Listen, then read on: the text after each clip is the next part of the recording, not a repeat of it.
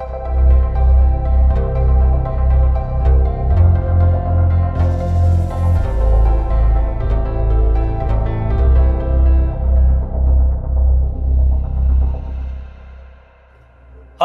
everyone. I am Sriram Murali. I'm going to start with a small story about how I got into astronomy and astrophotography. Back when I was in school in 10th grade, there was this chapter about the universe in physics. It went into the details of the Big Bang Theory, the Milky Way galaxy, the size of the universe, planets, stars, and nebulae and galaxies. I was really excited about that class. I was really looking forward to it. But the school that I went to, they thought it wasn't important. It was really theoretical. It wasn't important for us to learn, and asked us to self-learn. And I was really disappointed. In one of the classes, I asked a question that if we are inside the Milky Way galaxy, how do we really know its shape? They told us it was a spherical. Yeah. How do we? Yeah, forget the name. How do we really know it's a spiral? Yeah, that's the word I'm looking for. How do we really know its shape? So I was actually told that I was disturbing the class, and it wasn't important, and asked me to stop asking questions. I was really disappointed. Then in 2009. I was watching this documentary on National Geographic channel about the relative size and speed of various things in the universe, and it was really fascinating to see how fast and how big various things were in the universe relative to what we see in our daily lives. I was in fact dejected after watching that video because I really wished I had gotten into astronomy much earlier in my life. I wish that I had somehow had a career in astronomy, somehow even studied, went to school to study astrophysics.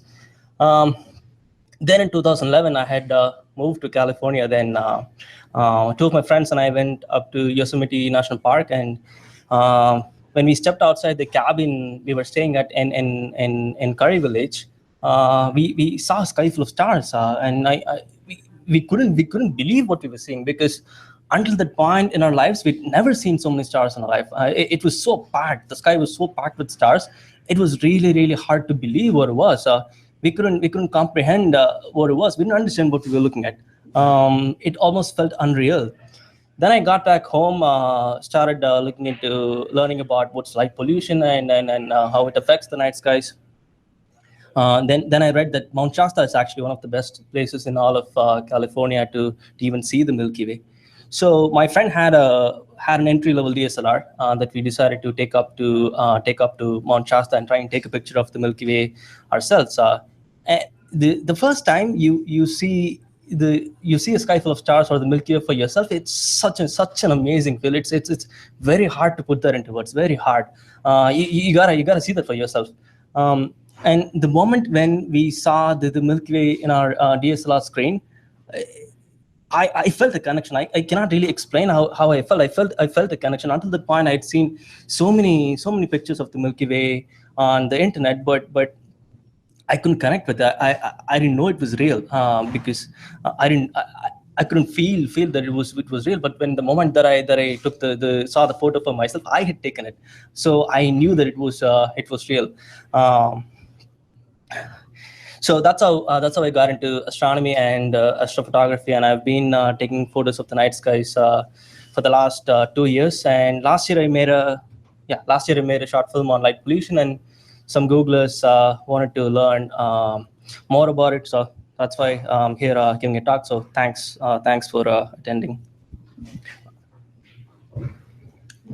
I want to share some of my most favorite photos that I've taken over the last 2 years. This was in Yosemite National Park up in the Tioga Pass Road in Yosemite. This was in Mount Shasta. Still one of my favorite images. This was in fact my first shot of the night sky. Mount Shasta is still one of my most favorite places for the night skies. This was in Eureka Dunes in Death Valley. This is in a very remote corner in Death Valley. In fact, the darkest of all places in all of California. This was in Eureka Dunes too. My wife and I had camped there. such an ethereal experience, because we hadn't seen any other human for near 50 miles. We were the only people there. It almost felt like camping on a different planet. It was such an amazing experience. So why should we really care? Why should we care about astronomy? Why should we care about the night skies? The night skies remind us of a place in this universe. The universe gives us identity. It makes us feel a connection. It gives us perspective.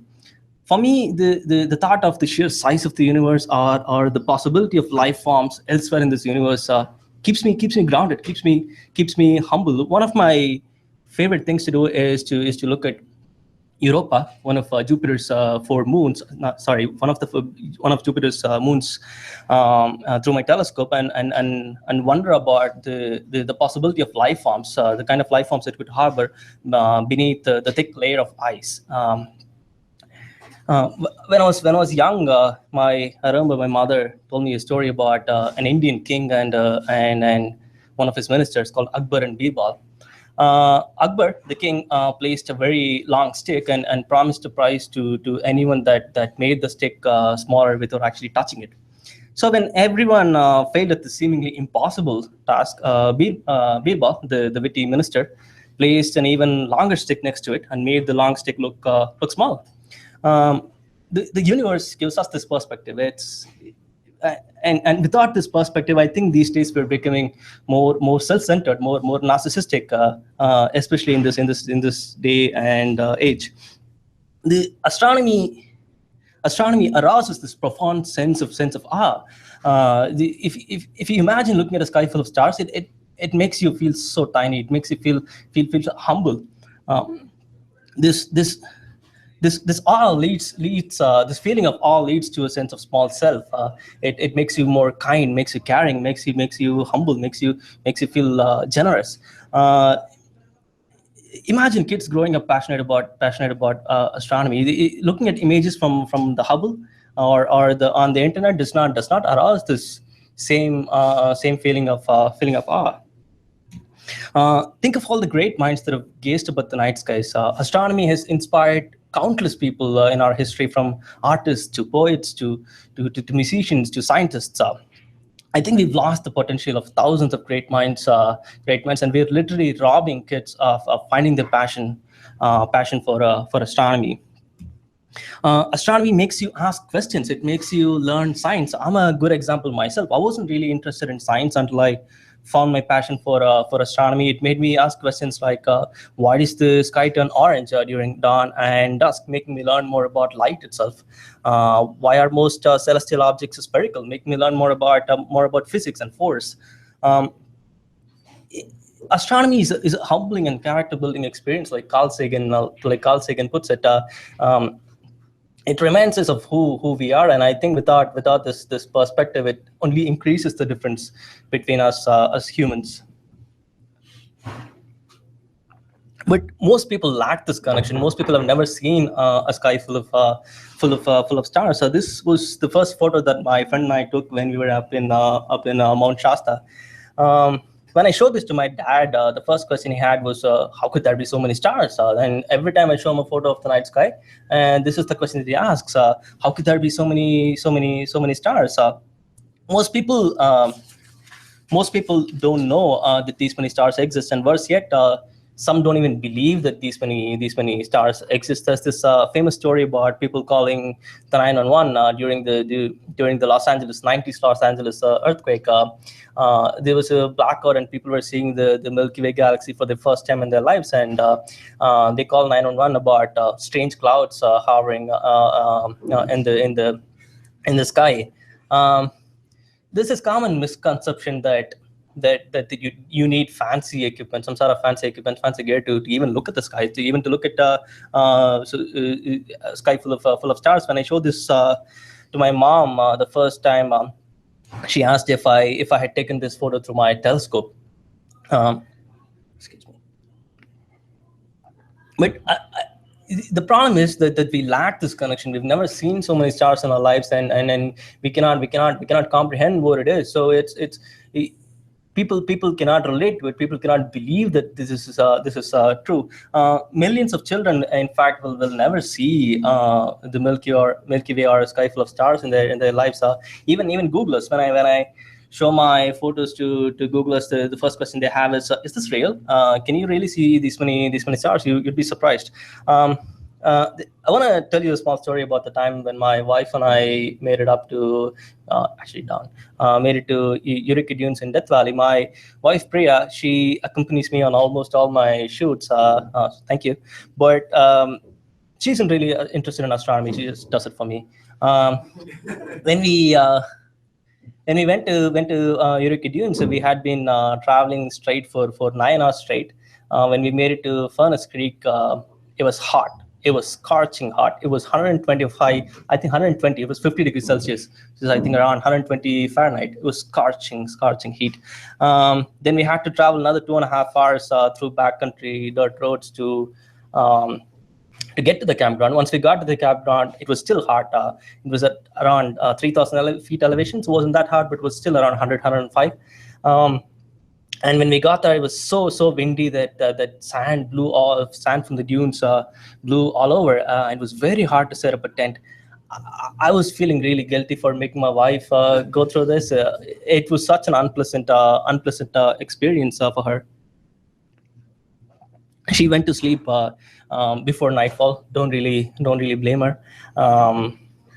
But she woke up in the middle of the night to use the restroom, and when she got back, she stood there. She stood there for a few minutes for the first time. Until that point, the best I could do was make her stand outside for a few seconds, look up at the night sky. That is, if I really tried.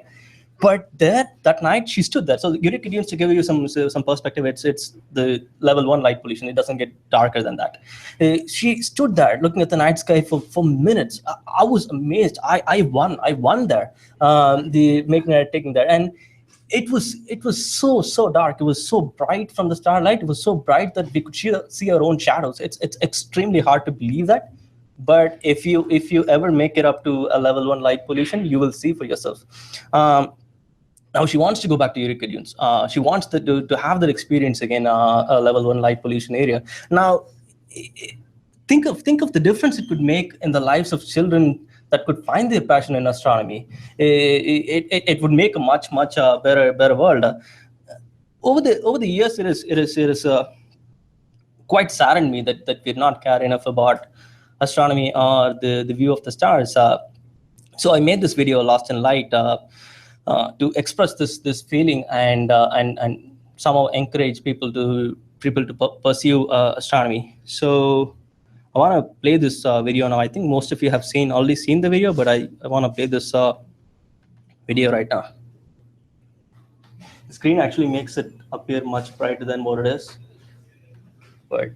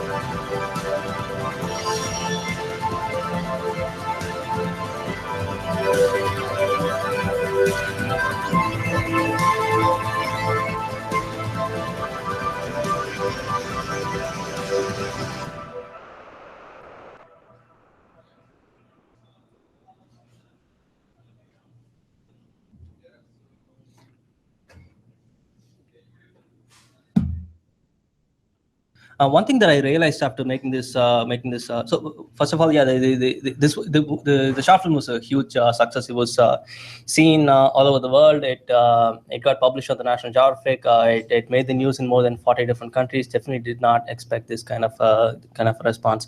But one thing that I realized after making the short film was that people were able to relate to the difference between the levels, but not able to relate to the Milky Way at all, because most people have never seen the Milky Way.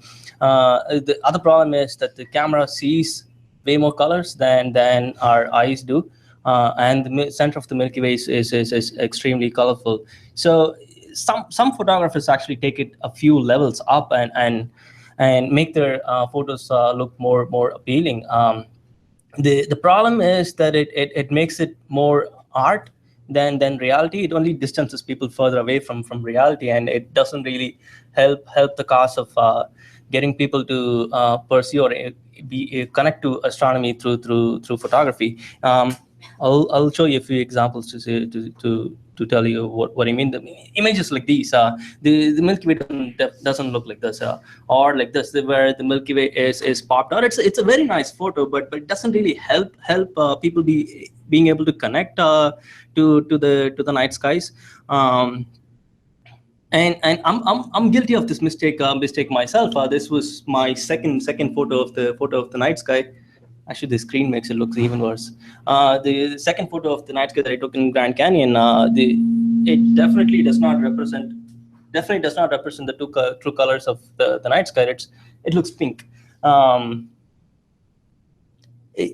But it got the most appeal. It got the most comments from Googlers. It got in fact, they're going to print it up in one of the walls in one of Google's Sunnyvale buildings, and it got published on CNN for one of their light pollution articles. I feel terrible. For having done this myself. Looking back, I had no idea. Looking back, the problem is that a lot of photographers don't know the real color. Can we do it then? Sure. So, sorry. Yeah. So most photographers have never seen. They don't know the true colors of the colors of the night sky. So at that point, I decided. That I'm only going to take photos of the night sky. A few months ago, I decided I'm only going to take photos of the night sky to get people involved in astronomy. Never take a photo of the night sky to make it look good, to make it look appealing. In fact, a lot of photographers. So the center of the Milky Way is only up in the summer months. So a lot of photographers only take photos of they're so obsessed with the Milky Way that they take only photos of the night sky in the summer. They forget the winter night skies. The Orion constellation is the king of the winter night skies. The Orion is a great thing to help explain light pollution. When I was living in Los Angeles, when I took my friends up to Death Valley, or Joshua Tree. I usually ask them to take a look at the Orion constellation. It's visible in the most light polluted cities like LA.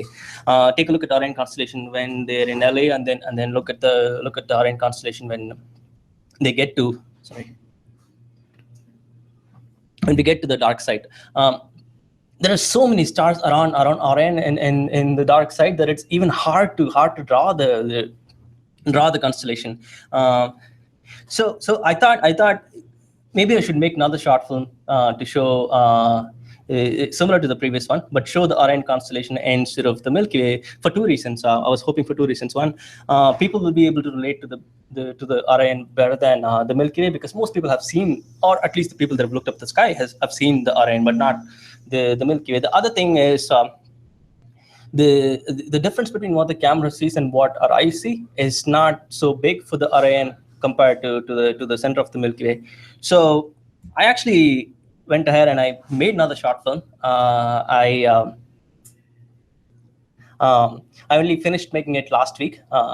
So far, only my wife and I have seen this. I haven't uploaded it on the internet. I thought for the people that make out the trek here, I thought I'll premiere it here.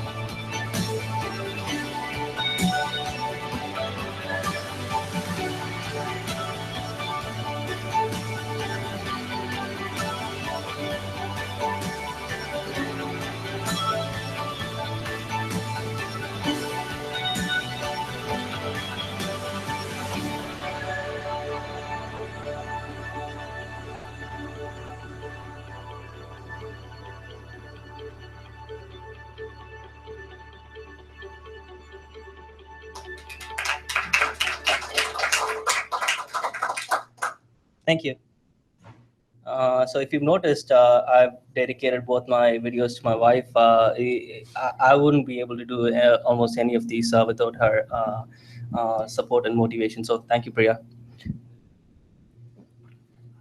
I want to go into a little bit about the making of the movie. I usually do more planning than anything else. I plan so much. I spend more time planning than anything else. I plan so much that I know where to park the car on the day of the shoot, where to park the car, where to put the tripod, what frame I need. I do more planning than anything else. In fact, it's been an obsession that when I came over here, I looked Google Satellite View to see which parking entrance should I take to get to shortest to this room. The one of the important things in planning is finding locations to shoot, and the first thing about that is to find light pollution at any given location. I use this site called darksitefinder.com to it gives the light pollution for any given location. They use satellite images to estimate the light pollution for any given location. If you look at the East Coast, the problem is really bad, and the West Coast not so bad, but it's getting worse. In fact, when I went to Mount Shasta this year, compared to my previous trips 2 years ago, it's only gotten worse. Already gotten worse. And in Europe, the problem is really bad. In fact, the first video, Lost in Light, it got the most attention in Europe. So I use this site to come up with the locations. Then I use Google Maps, Google Street View, images on Google Maps, Google Images to an extent of finding the frame that you need. I usually look for something interesting to put in the foreground. And by the way, the foreground in the video, it definitely does not look that bright. It's the screen that it's making it ridiculously bright. And gear, most people actually think that a lot of people think that you need fancy equipment to shoot the night skies. Not really. If you plan really well, if you practice, have the patience and definitely the passion, it's not so much about the gear. But having said that, you still need decent enough gear to if you want to make really sharp, crisp photos. I have Canon 60, nothing too fancy, nothing too expensive. I have Canon 60 and a pair of Rockinon lenses. And in terms of shoot, I usually look at the place before during the day to see if there are any surprises. Then once I set up the time lapse in the night, I in fact planned so much that I spend time with my wife in the car, and we usually watch a movie. So it's not painful at all. So if you plan it really well, it's not that difficult. And in terms of post processing, I use Adobe Lightroom for the images and Adobe Premiere Pro for putting the images together to make the video. Now, onto light pollution itself. What is light pollution really? Light pollution is any artificial light that goes where it's not supposed to go, as simple as that. And I want to make one thing very clear, that when I say light pollution, it doesn't mean turn off all your lights. It doesn't mean switch all your lights off. It only means any light that goes where it's not intended to, any light that goes for waste. Now, we know that light pollution affects night skies. Why else is light pollution bad?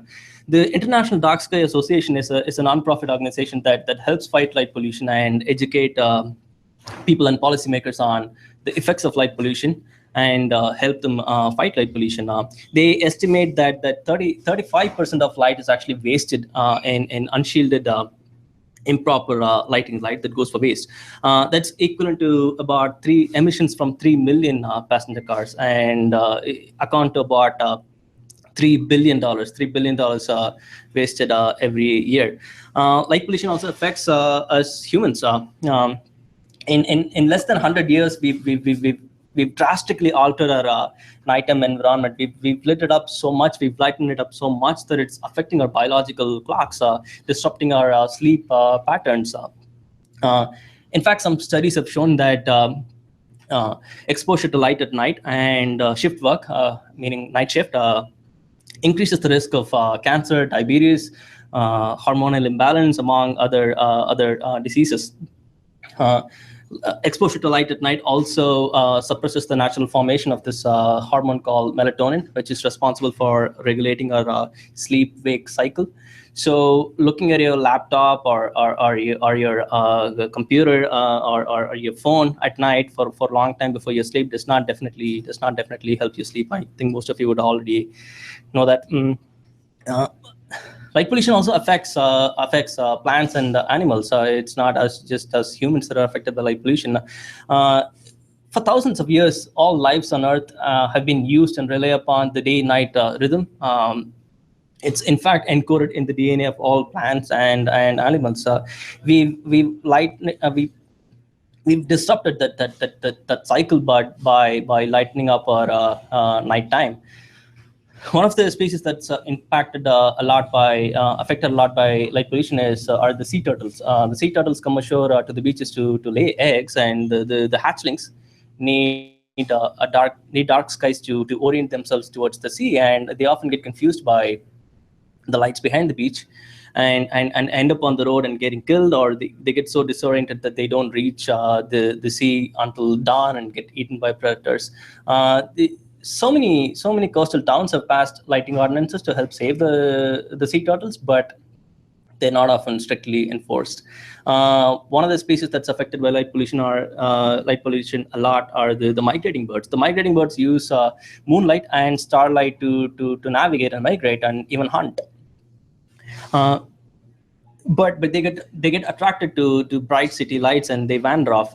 Millions of birds are killed each year by colliding into extremely bright buildings. So if you see a bird dead on the streets or the pedestrian pathways, it's most likely because of a bright building.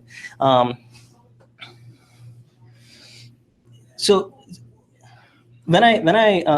we've only begun to learn the effects of light pollution. It's only the beginning. When I moved to the US from India, where I went to school in this town called Gainesville, Florida. It really surprised me that most shops had their lights on at night. It wasn't the case back home in India. My friends told me that it was either for advertisement or for security purposes. For me, a very well lit shop did not. I couldn't really associate a very well lit shop to being safe. In fact, the burglars and thieves could actually see everything inside the shop. And for me, it made more sense to invest in motion sensors and security. Made more sense to invest in security for safety rather than having this false sense of safety by having the lights on all night. In fact, how many of us actually turn off lights in conference rooms? These lights are supposed to go off on their own, but they don't. They don't for minutes. On any given day, when I walk from my desk to the micro kitchen or anywhere in the office, I turn off between 3 to 5 lights. it's not about saving money for Google. It's about caring for it. Why do we compost? So like Brad pointed out, yeah, why do we compost? It's about caring for the planet. So even in your apartment or home, if a light is not in use, if you're not using it, turn it off. Just turn it off. It's the problem is we don't make this connection. Light equal to electricity equal to burning fossil fuels. We don't make this connection.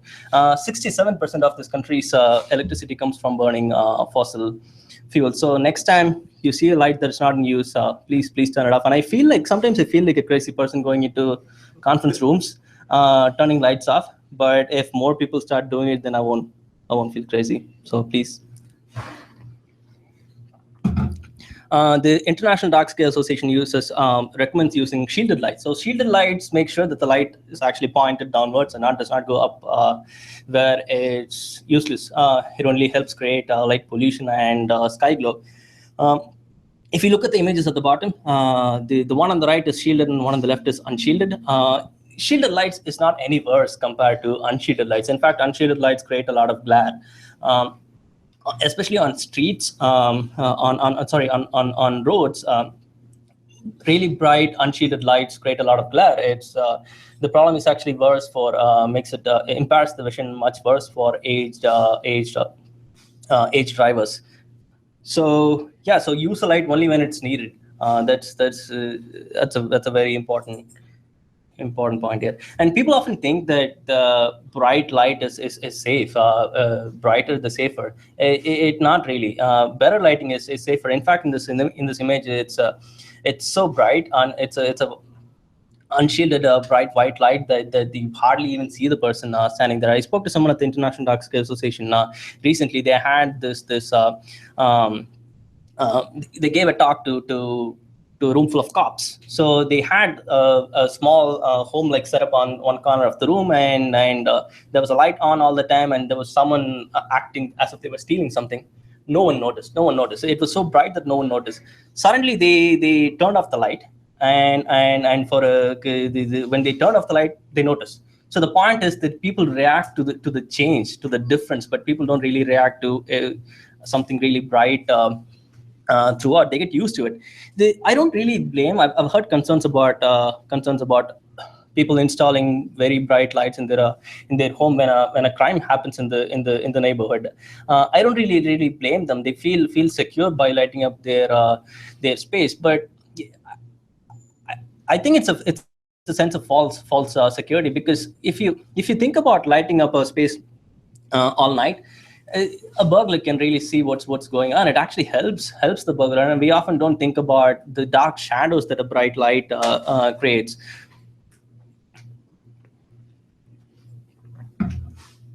So investing in motion sensors actually make much better sense in terms of safety than having a light on all night. If you think about it, what's more startling to a burglar? A light that turns on suddenly, or something that's on all night? People get used to these used to a light being on all the time, and it's definitely much safer to have motion sensors than having a light on all night. And if you're thinking about lighting up any space, your backyard or anything else, a few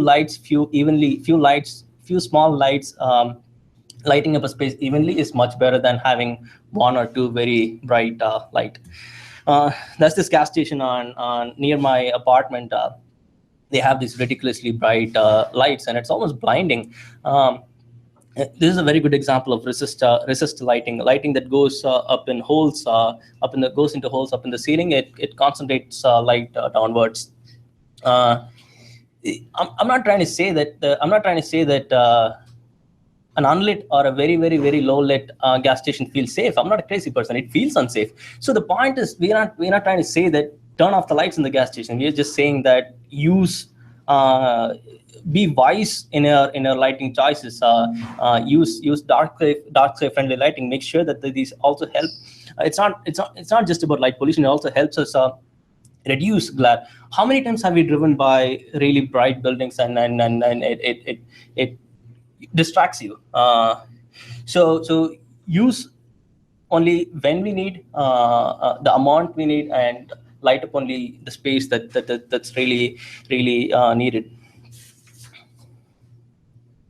So what does the International Dark Sky Association recommend in terms of different types of lights, their advantages and disadvantages?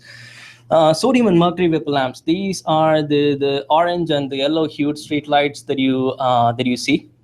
They are more energy efficient compared to the incandescent, the tungsten filament bulbs, but they are not so much compared to the LED lights. So they emit a narrow bandwidth of low color temperature they want, but low color temperature light.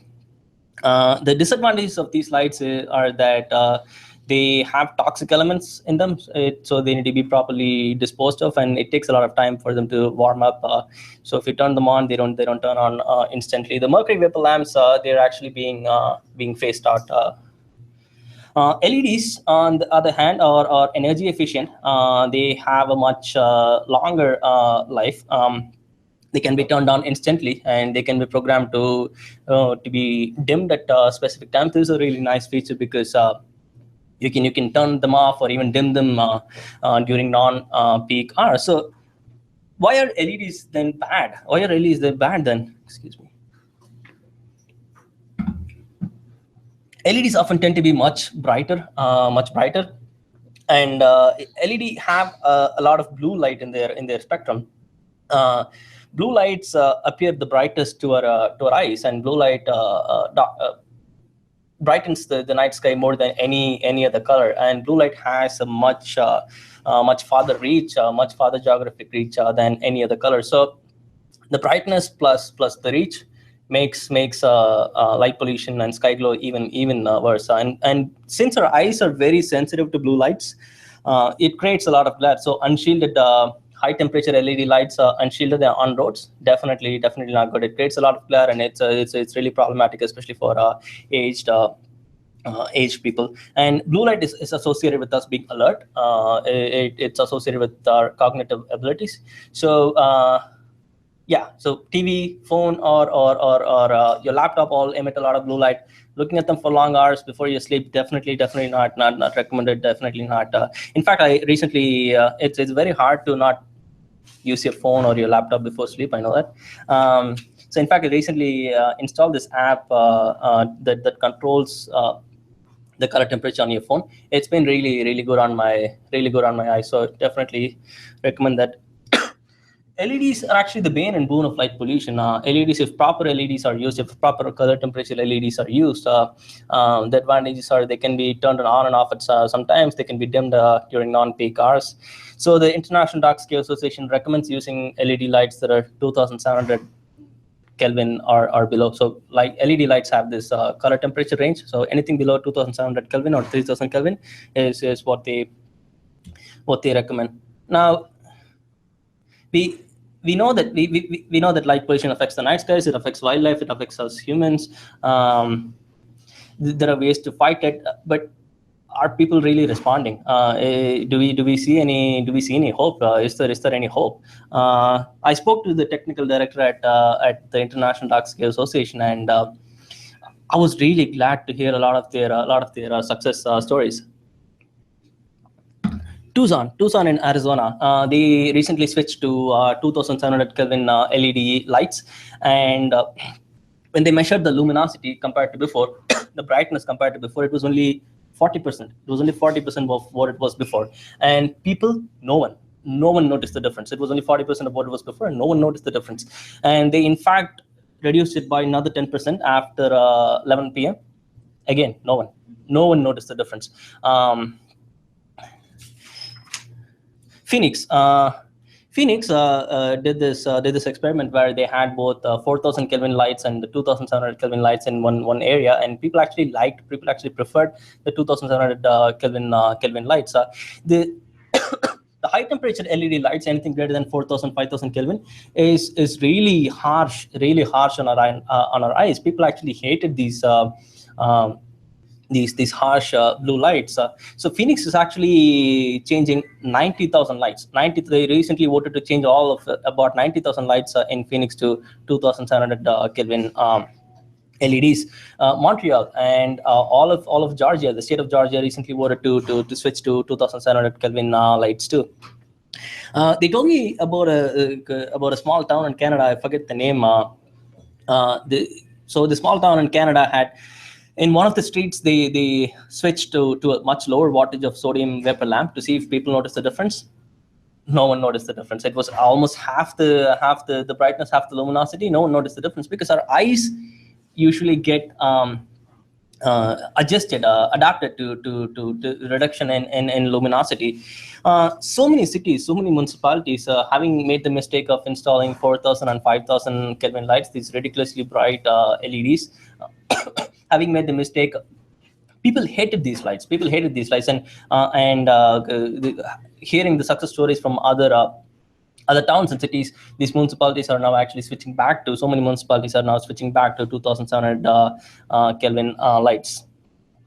So it makes me really hopeful. It makes me really optimistic to maybe we'll start seeing changes in our own in our lifetimes. Just hoping. What can we do? What can we really do ourselves? We can start by looking at the lighting in our apartments, in our home, see if they are dark sky friendly. Home Depot has this section on their website for dark sky friendly lighting. Excuse me. So you can check out Home Depot, and then if you're really interested, you can check if the lights in your streets, neighbor streets, are shielded, or if they're creating a lot of glare. And if you're really interested, you can even go up to the city council. That's a push, I know, but really interested. You can go up to the city council and make them write up a lighting ordinance. The International Dark Sky Association will definitely help us. Very friendly people up there. Talk to people, raise awareness on the issue, but don't when you be the point is being really kind to people when you talk to them about light pollution. The first reaction that you get when you say light pollution: oh, you want to turn my lights off? You want to really turn my lights off? No, I'm not helping you. You're crazy. So the problem is what it's what we perceive as bad versus reality. So we make sure to be soft and try to make sense into them. I wanna start talking at schools, trying to get. I spoke to someone, and someone recently reached out from the East Coast. He does talks at the Boy Scouts, and I gave him my video, and he's been doing talks on astronomy, and he says it's really helping out kids. So that made me think that I should try and talk to kids at schools as well. So if any of you are interested in doing that yourself, please reach out to me. The more of us, the better it is. Or if you have any contacts at schools or Boy Scouts, Girl Scouts, or local astronomy clubs, please share that with me. I would love to have them. I want to end this video with something that is inspired me. Something that has inspired me over the years. I don't know how many of you would have already seen this, but Voyager 1 was the space probe that was sent to study the outer solar system. So when it finished its primary mission, it was asked to turn back and take one last photo of Earth. American astronomer Carl Sagan gave this famous speech about the pale blue dot. So I'm gonna play that for you. All right, thank you.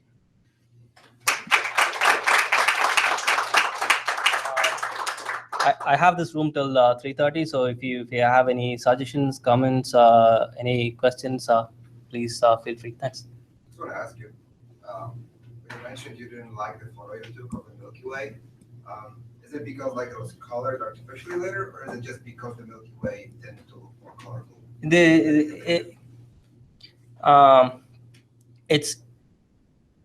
It's the way I post process the image. Sometimes when you take a photo, the white balance and the white balance is what controls the color of various pixels in the image, and it wasn't set properly. Sometimes it comes out really bad.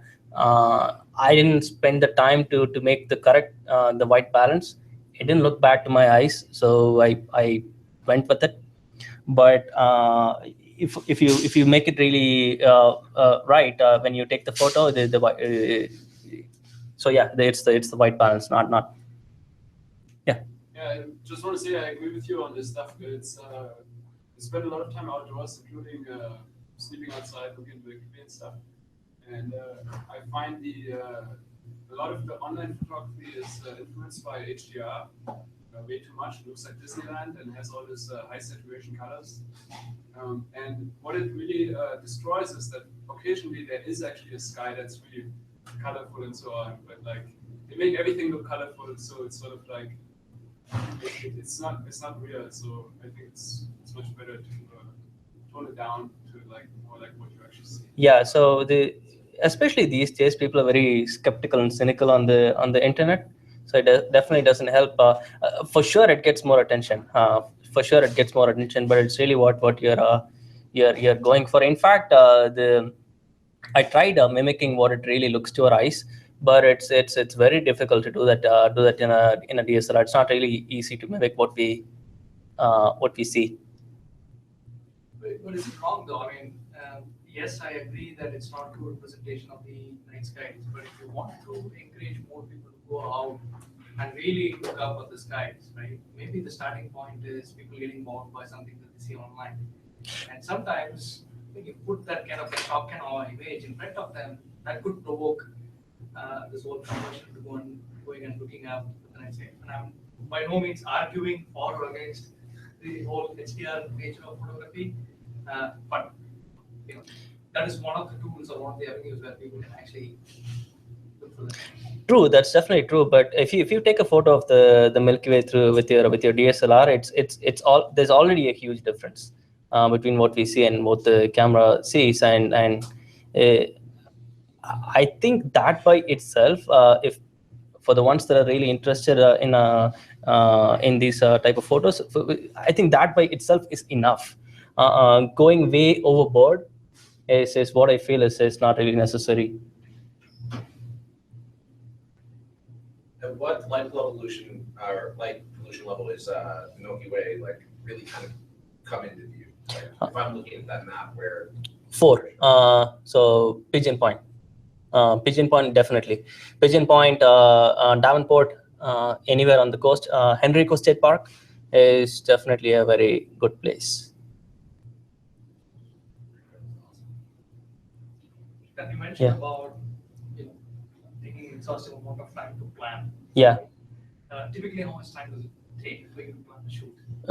Weeks. I planned so much that I try to take out any guesswork. In fact, I usually panic and I don't really like if there is something that surprises me. So before I go to a place, I know the how many seconds it would take me to from my car to where I'm going to put my tripod. And I usually make sure that there aren't in most places there aren't any more photographers. So I make sure it's not a popular place. So if it's a popular place, then there are other people with their car headlights or their own lights. Which brings me to another question. Sorry, I'll just finish with this.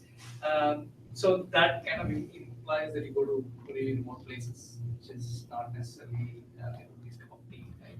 So, what about safety considerations? What kind of precautions do you take typically when you go to a place like curated rooms where you don't see anything? So coming from India, I don't feel unsafe anywhere here, especially here. Maybe at 2 o'clock in the night in the Tenderloin in San Francisco. But in national parks, come on, who's going to make out the trek all the way to a national park to steal? So I usually don't feel unsafe at all. The cops are sometimes a problem. They will stop by, check on what you're doing. But if you, at least in California and even Arizona, even Utah actually, if you tell them that you're taking photos of the night sky, they're usually friendly. I was in Treasure Island in San Francisco just last week. I didn't know that I wasn't supposed to park there. A cop stopped by and I told him I'm taking photos of the Bay Bridge, the night skies on the Bay Bridge. He said, I'll give you 15 minutes. I said, sir, can you give me 45 minutes? He said, yeah, I'll give you 30. I said, okay, yeah. I'll leave in 30. So if you're not a crazy person, I think it's usually fine. I don't feel unsafe in any, especially in national parks. On that note, a lot of parks and state parks and things like that, they have like signs that say the park is closed after dark, right? Do you kind of call ahead, or do you get permissions to go there at night, or do you just kind of hope for the best? That'd be nice to the park rangers. So these places that say that they're closed after hours, they don't usually let you. And if you go there, they tow your car. So I avoid these places. There's one exception is Montebello Open Space Preserve. In very close to here, about 30 minutes from here, they have an after night astronomy permit. But I reached out to this time. I actually reached out to San Antonio. What is it called? Rancho San Antonio County Park. They said, sorry, we don't allow anyone after dark. They have a good enough reason. They say it's because of mountain lions. So I usually avoid places that say so. I use. Cool picture of mountain lion in the foreground. I wish. Justice is coming. I usually use Google Street View. I think I would have used Google Street View more than anyone else. Used Google Street View a lot to look at parking signs. So Pigeon Point said no parking after 7 p.m. So I called them. I spoke to the guy at the guy that manages the lighthouse. I spoke to him. I said, I want to take a photo of the night skies. I'm doing a documentary thing on night pollution. Can I park after 7 p.m.? He said, no one's going to notice. No one's even going to notice. No one's going to be there after dark. So, so I try to collect as much information as possible. When I went to actually Arches National Park in Utah, it was a very popular destination. I really regretted going there. So many photographers. So when I'm doing a time lapse for 2 hours, there'll be other lights. Right. Yeah, please. What does the Dark Sky Association feel about the moon? I've noticed it before when I'm camping outside, and the moon comes up. It's actually really bright. So I guess I don't even know how that compares to which of your levels. Can you say it again? I couldn't hear. Full moon on the sky, what level would that be? A full moon on the sky? Let me think. That'd be, say, as bright it was in Palo Alto. So it's like a 2, basically. Yeah. Actually 7. It's the other way around. Yeah, 7. It's definitely not as bright as it is in San Francisco, but Palo Alto, yeah, you can still see things. Foster City, yeah, you can still see things. It's actually funny because the initial stages, it's the light pollution that's making it bright for you to see, but in the later stages and the later stages, it's the starlight that making it more visible. So it actually is very high, drops, and then starts going up again.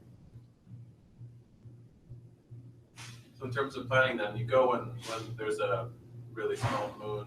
Yeah. I think I forgot to mention that. I make sure the moon's not up and it's not cloud or raining.